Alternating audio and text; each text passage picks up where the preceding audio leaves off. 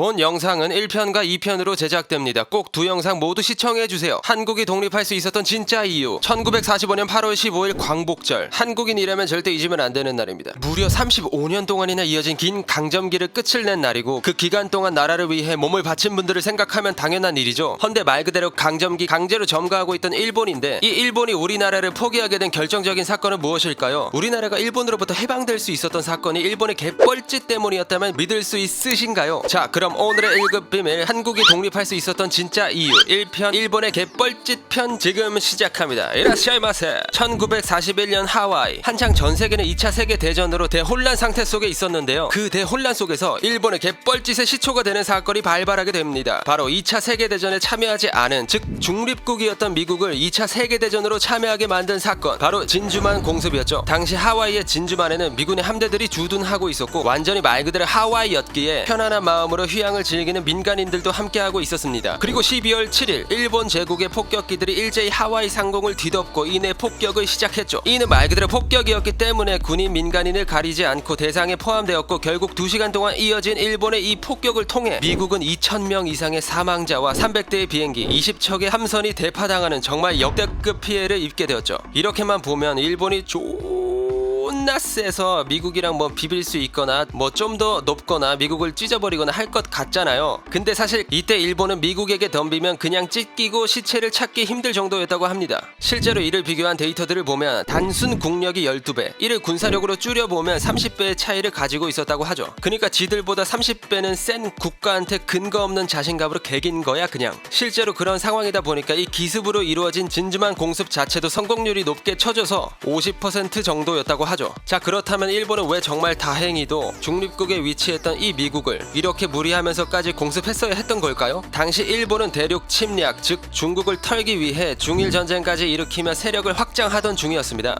중국의 베이징, 텐진 그리고 상하이까지 점령하며 빠르게 중국을 침략하고 있었죠. 그런데 여기서 문제가 발생합니다. 바로 당시 중국은 이 일본 말고도 다양한 서양 강대국들 또한 눈독 들이던 나라였다는 것이죠. 아니, 인구도 많지, 땅도 넓지, 자원도 많지, 이게 얼마나 맛있어 보였을 거야. 그렇게 한창 서양 국가들이 중국을 찜해놓고 있는데, 이 잔만한 동양 국가 일본 아새끼들이 깝치니까 얼마나 눈에 거슬렸을 거야. 그렇잖아. 그래서 이제 서양 친구들이 한마디 하게 되는데, 에이요 쪽발이 니네 스탑 적당히 나대고 뒤로 꺼져. 지금 가면 곱게 보내줄게. 오케이? 아니 씨발 지들이 뭔데 나한테 지랄이야. 야야 그냥 중국의 물자로 밀어버려. 요런 상황이었던 것이죠. 그러니까 그냥 쉽게 말해서 서양 애들이랑 일본이랑 중국으로 땅 따먹기 하고 있었다 이거지. 근데 이 일본은 여기서 그치지 않고 전쟁에 필요한 자원을 보충하기 위해 동남아시아를 점령할 생각을 가지고 있었습니다. 근데 이 서양 애들, 그러니까 미국, 영국, 네덜란드 이런 애들이 중국 상황도 잣 같은데 니네 좀 깝친다 하면서 이제야 정말 가둬두고 패기 시작합니다. 야야 저기 일본 아새끼들 너무 깝치는데 이거 어떡하냐? 그러니까 쓰바 좀 봐주고 가려고 했더라니. 지금부터 석유고 나발이고 뭐고 일본한테 수출 금지해. 이런 식으로 일본에 대한 수출을 완전히 금지하며 일본에 대한 견제가 시작된 것이죠. 근데 여기서 가장 큰 문제는 바로 일본의 석유는 대부분 미국에서 나왔다는 것입니다. 그러니까 일본 석유의 80%가 미국 거였다라는 것이죠. 완전 쉽게 말해서 그냥 잣됐다 이겁니다. 이렇게 수출 규제 한번 쳐맞은 일본은 잣됐다 이건 아니다 하면서 미국 가랑이로 한번 들어가 버리고 하는데, 형님 석유는 좀 그렇잖아요. 저희 석유 얼마나 급한지 아시면서 참 빡빡하게 구신다 또 이런 거지. 이 말에 미국은 완전 대인배 마냥 제안을 새롭게 내놓는데요.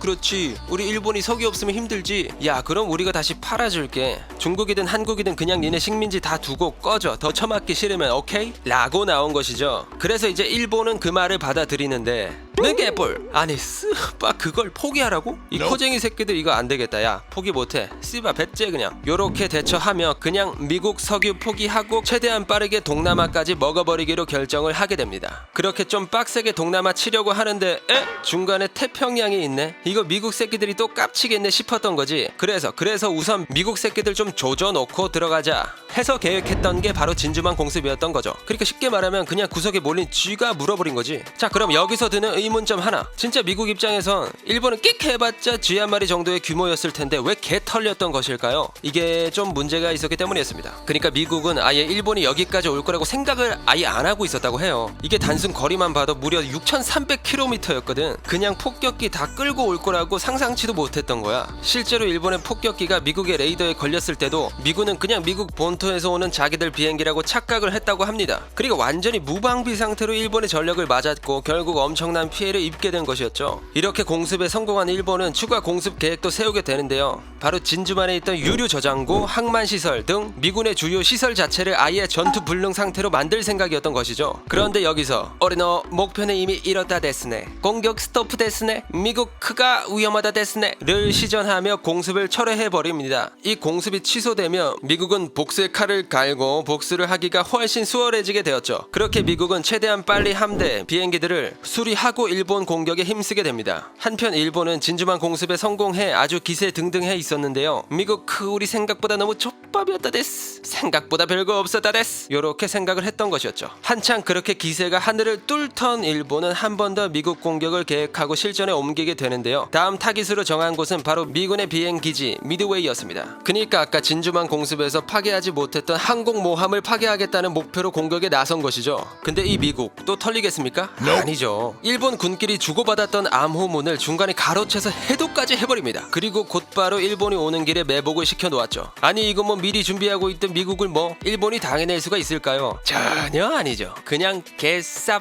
털려버립니다. 분명 기습으로 공격을 진행했는데 오히려 지들 항공모함 4척을 추가로 잃어버리게 됐죠. 실제로 일본에게 이 미드웨이 해전의 패배는 크게 다가왔는데 이 패배를 시작으로 일본의 제해권과 제공권을 완전히 상실하게 되었고 태평양 주도권을 완전히 미국에게 빼앗기게 됩니다. 그 이후에 벌어진 여러 전투들에서도 역시 일본은 대패를 하게 되고 미국은 이 새끼들 이걸로는 안 돼 하며 일본의 본토 그리고 그 중에서도 중심인 도쿄를 공습하며 일본의 극심한 피해까지 입히는데 성공합니다. 그렇게 완전히 코너에 몰린 일본은 스바 이거 좆됐다 데스네, 최후의 전술을 사용하게 되는데요. 그게 바로 자살 특공대, 일명 가미카제 작전이었습니다. 가미카제 특공대는 쉽게 말해 조종사들이 비행기를 가지고 진짜 그냥 돌진해서 그대로 공격하는 말 그대로 인간 폭탄을 만들었다는 것이죠. 뭐 여러분들도 들으면서 아니 스바 저게 말이 돼? 라고 생각하셨을 텐데요. 실제로 이때 미군들은 너무나 당황했다고 합니다. 너무 멍청한 계획이라고 생각해서 말이죠.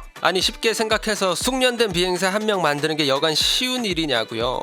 그 베테랑 비행사들을 그냥 죽여버리는 게 계획인데 이게 멍청하지 않을 리가 없죠. 그리고 실제로 일본 내에서 이런 문제가 지속되자 일본은 어린 학생들의 기초 교육만 진행시켜 그냥 가미카제 특공대로 만들어버리기까지 했다고 합니다. 이런 상황까지 왔다는 건 일본이 정말 끝까지 몰렸다는 반증이었고 이를 통해서 한국에도 서서히 독립의 빛이 밝아오기 시작하는데 그 빛의 정체는 바로 흰색 그림으로만 보면 참 아름답다는 그 버섯구름이었습니다. 자, 그럼 저는 다음 일본의 개뻘짓 파일 2편 미국이 단돌이 쳐버린 일본과 한국의 독립편으로 다시 돌아오겠습니다. 그럼 다음에 또 다른 진실만을 담은 서류 1급 비밀 파일 들고 찾아오도록 하겠습니다. 감사합니다.